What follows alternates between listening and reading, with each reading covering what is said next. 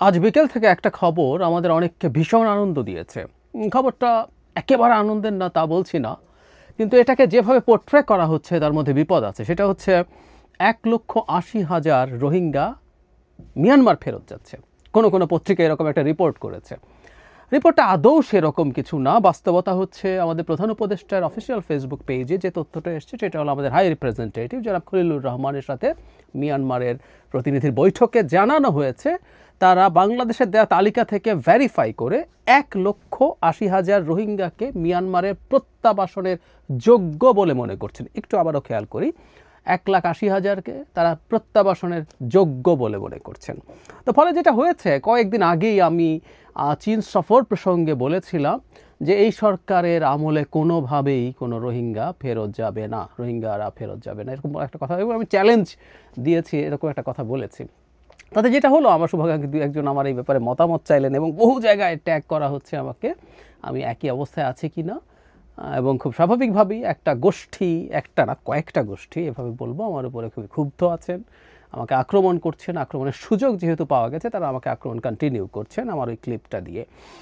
প্রশ্ন হচ্ছে আমি কি একই জায়গায় আছি? উত্তর হচ্ছে আমি ঠিক একই জায়গায় আছি। আমি আবারও বলছি, এই সরকার যদি সর্বোচ্চ সীমা প্রধান উপদেষ্টা যেটা বলেছেন আগামী বছর জুনেও যদি ওই পর্যন্ত যদি ক্ষমতায় থাকে 1,80,000 যারা নেয়ার যোগ্য বলে বলছে মিয়ানমার সরকার, বাকি সবার কথা বাদ দেই, মিয়ানমারে যারা মানে রোহিঙ্গারা যারা এসছিল আগের দফা এখনকার দফা বাচ্চা হওয়া মিলে 12 লাখের বেশি আছে, অথচ 8 লাখের তালিকা থেকে তারা ভেরিফাই করছে।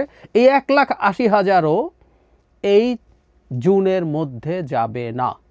আমি চ্যালেঞ্জ করছি, আমার এই চ্যালেঞ্জটা আছে। কেন করছি খুব বিস্তারিতভাবে কথা বলবো। রোহিঙ্গা সংকট নিয়ে যারা আমার এই চ্যানেল দেখেন প্রথম থেকে তারা জানেন আমি রোহিঙ্গা সংকট নিয়ে দীর্ঘদিন থেকে কথা বলেছি। আপনাদের মনে থাকার কথা এই সম্পর্কের জটিলতা, এই সংকটের জটিলতাটা নিয়ে, এবং এই সংকটের জটিলতা এখন আরও অনেক বেশি সিরিয়াস হয়ে গেছে, সুতরাং মিয়ানমারের জান্তা বলেছে বলে রোহিঙ্গারা যদি চলে যাবে মনে করি কেউ, আমরা এই অঞ্চলের সাম্প্রতিক গৃহযুদ্ধের অবস্থা, রাখাইনের নিয়ন্ত্রণ কার হাতে কী অবস্থায় কিছুই না জেনে জাস্ট মূর্খের মতো কথা বলছি। আমি এই জাতিটার এই প্রবলেম নিয়ে আসলে সবসময় ভুগি যে আমাদের উচিত না এটা আরেকটু দেখা, আরেকটু বোঝা, আরেকটু ভেরিফাই করা। কাউকে আক্রমণ করতে হবে বলেই লাফ দিয়ে নেমে যাব, তার আগে এগুলো একটু দেখে শুনে করা ভালো। আমি খুব বিস্তারিতভাবে আবারও রোহিঙ্গা নিয়ে কথা বলবো, এই ইস্যুটা নিয়ে কথা বলবো, কেন আমার চ্যালেঞ্জ আছে। কারণ আমি যথেষ্ট সময় নেই, না হয় আজই হয়তো করতাম।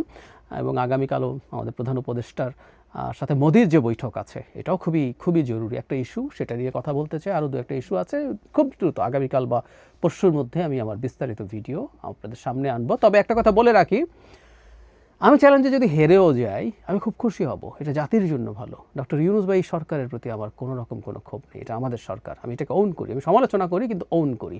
এটা হাসিনাকে যেভাবে ডিজাউন করতাম এটা সেরকম না। আর আমার ভিডিও যারা দেখেন তারা খুব ভালোভাবে একটা জিনিস জানেন, খুব ভালোভাবে জানেন, আমি যদি কখনো কোনো ভুল করি আমি সেটা স্বীকার করে নিই। অন্তত দুটো ক্ষেত্রে আমার প্রেডিকশন ভুল হয়েছে। প্রেডিকশন তো আসলে জ্যোতিষীর মতো কিছু না, কতগুলো ক্যালকুলেশনের মাধ্যমে আমরা করি। ভুল হয়েছে আমি স্বীকার করেছি, এবং ভুল তথ্য দিয়ে, তাও আমি ইনফ্যাক্ট আমি তো কোনো গোপন খবরের ভিত্তিতে করি না, একটা প্রকাশিত ভুল তথ্য নিয়েও আমি কথা বলেছিলাম, সেটাও স্বীকার করেছি।